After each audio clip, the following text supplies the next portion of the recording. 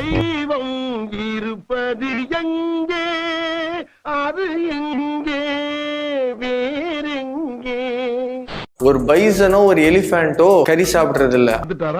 சாப்பிட்ட மாதிரி நம்மளை போல மனிதர்களுக்கு இறைச்சி உயிர் வாழறதுக்கு தேவை கிடையாது. நம்ம வந்து தாவரம் சார்ந்த உணவுலே நம்மளால ஆரோக்கியமா உயிர் வாழ முடியும். நீ சாப்பிட என்னடா வேத வேத முடிச்சுக்கிட்டு சாப்பிடு.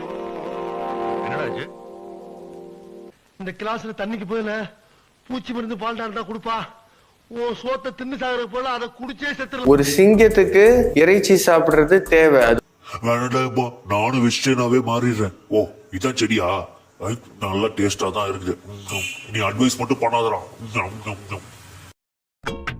அட கன்றாவிய எப்படி இந்த மனுஷன் எப்படி ஆயிட்டாரு பாரு.